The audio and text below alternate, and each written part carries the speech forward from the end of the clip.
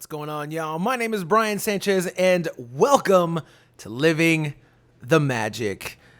You know, I just got back from the gym here this morning, drinking a little protein shake, starting my work day, and I was thinking about how, this week I've heard some reports that the, Starcruiser at Walt Disney World in Orlando is starting to cancel bookings entirely. They're not running back-to-back anymore. They're having a very hard time filling the Starcruiser for a myriad of reasons, probably.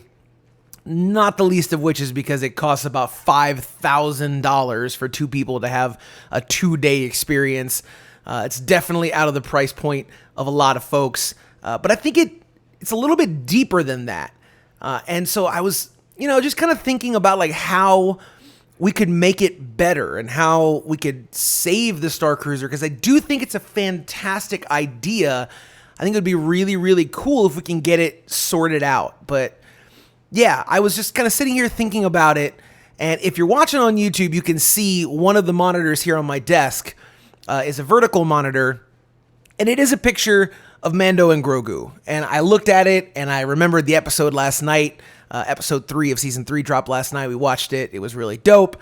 And I started thinking how much I love The Mandalorian, the Book of Boba Fett, and the new things that they're putting out on Disney Plus right now. And it clicked.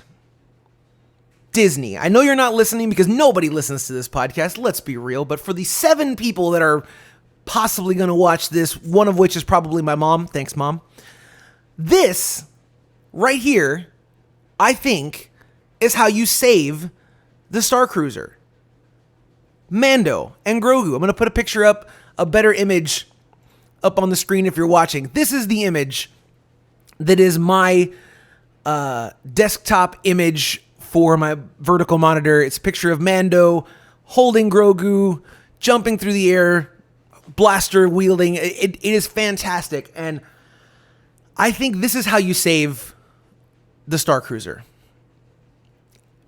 A few weeks ago, at the start of the new season of The Mandalorian, they introduced a walk-around character, Din Djarin and Grogu walking around in Galaxy's Edge, and he was mobbed like no other character has been mobbed in Galaxy's Edge. More than Rey, more than Kylo Ren, more than the stormtroopers that walk around, even Chewbacca that walks around as a that walk-around character doesn't get mobbed in the same way that Din Djarin and Grogu did. And watching that shows me that there is a huge appetite for the version of Star Wars that they are currently putting out.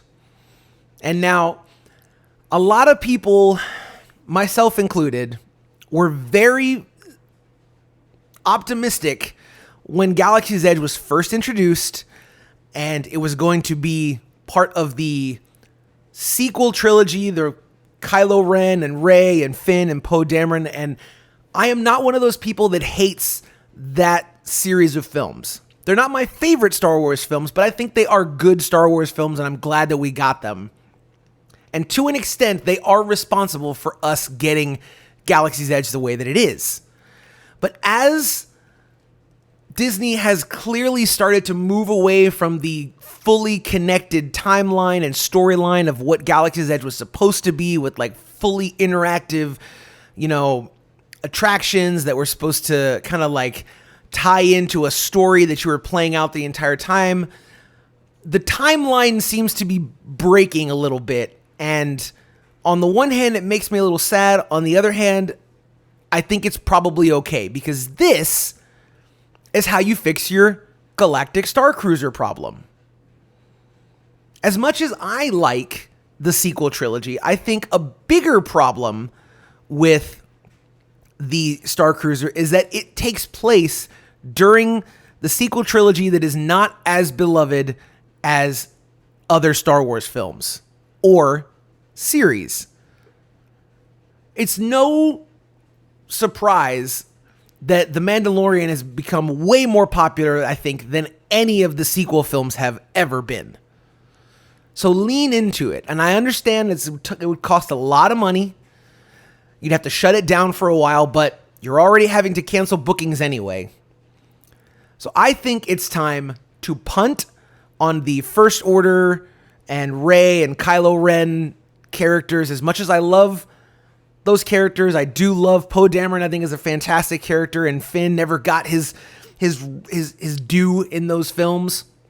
And it's a shame that we never got a scene with all three of the original, trio, Han, Luke, and Leia in those films. They never once all three of them on screen together, which is a travesty for Star Wars fans, but I digress. Take 6 months, however long it'll take, and distress the crap out of the Starcruiser. In the similar way that you've distressed the inside of the Millennium Falcon for Smuggler's Run, where it's clear that it is distressed, that it's set, it's not dirty, because it is a hotel, and so you want it to feel clean, but there's an aesthetic there, that well-worn aesthetic. You can keep it as the Halcyon, you can keep it as, a ship that is from the Old Republic era, but let it show the wear and tear that Star Wars has. And set the story during the events of The Mandalorian. And you want people to show up? Make Din Djarin and Grogu the centers of that story. Now, timelines for the entire land may need to be adjusted a bit. And if that means that you have to kind of redo Rise of the Resistance, I'd kind of be okay with that as well.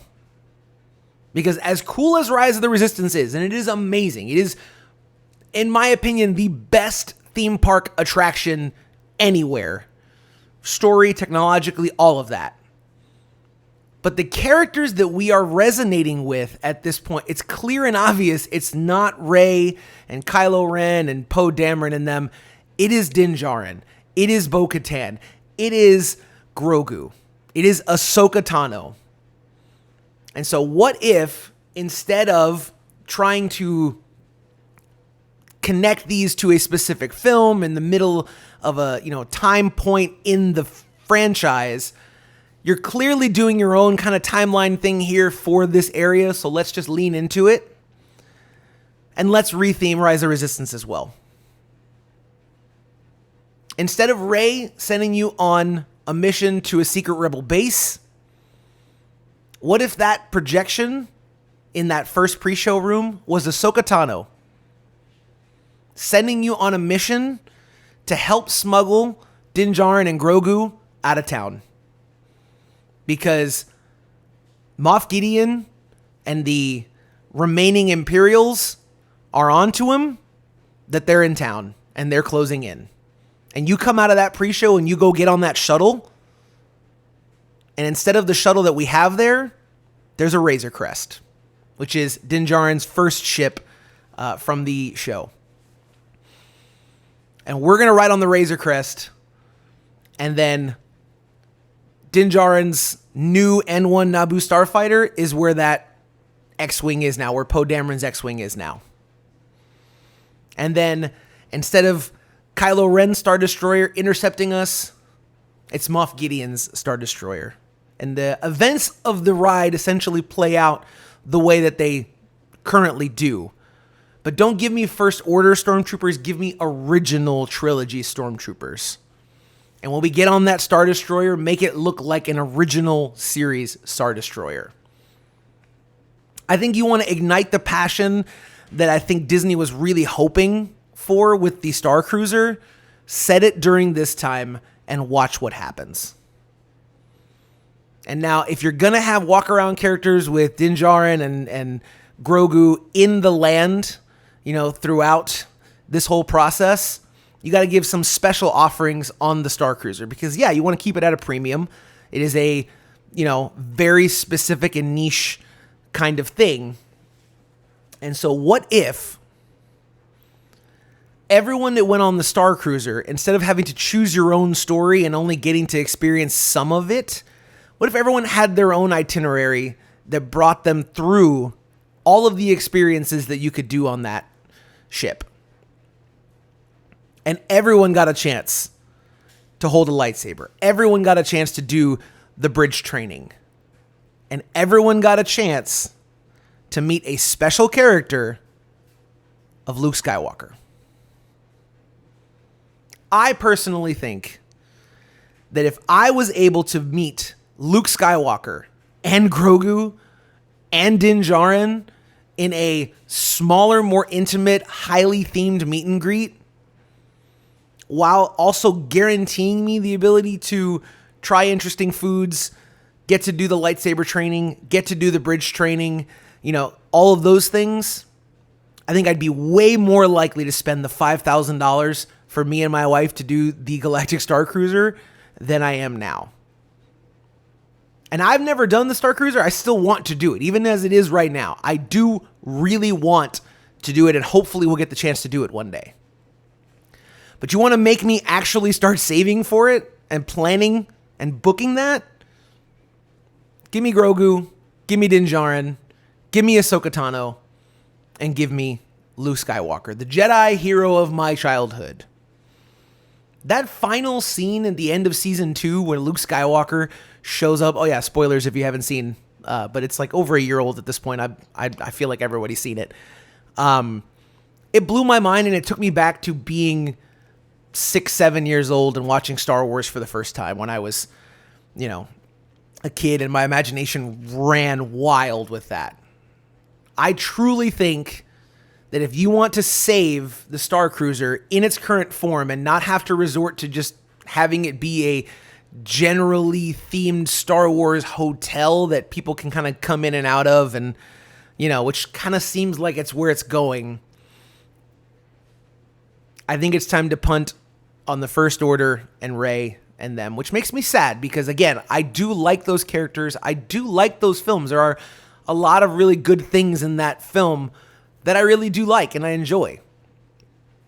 But it doesn't seem to resonate the same way that The Mandalorian and the Book of Boba Fett and what I'm hoping and expecting the Ahsoka Tano series, things like the animated series, The Bad Batch, Rebels, Clone Wars, those things are resonating much deeper with the fan base. And if you want to tap into that, give us Grogu, give us Mando.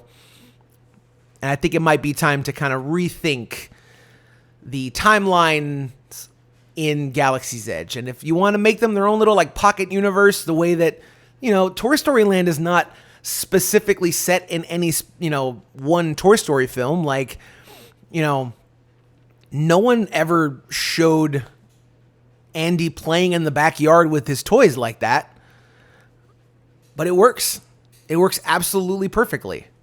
I fully believe that it's something that could have happened. And so tell a specific story.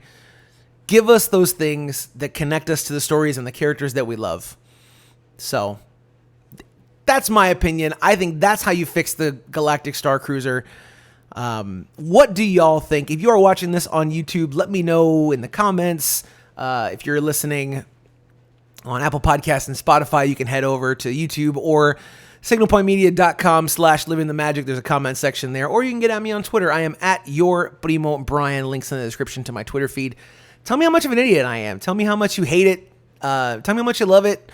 Would you be more interested in going on the Starcruiser if you got to meet and spend actual extended time with Din Djarin and Grogu? I think a lot of people would. I know I would. So, anyways, that's my little rant for today, folks. Thank you so much for checking out the video. I really do appreciate it. I do one-off videos around here in my spare time. Not a full-time podcaster. Maybe one day. If you like the videos, leave a comment, leave a like, share them around. Thank you so much. Gonna go ahead and get out of here. Gotta probably get back to work. Thank you so much for listening to me rant for the last 15 minutes. We'll see y'all around. And as always, Congaloosh!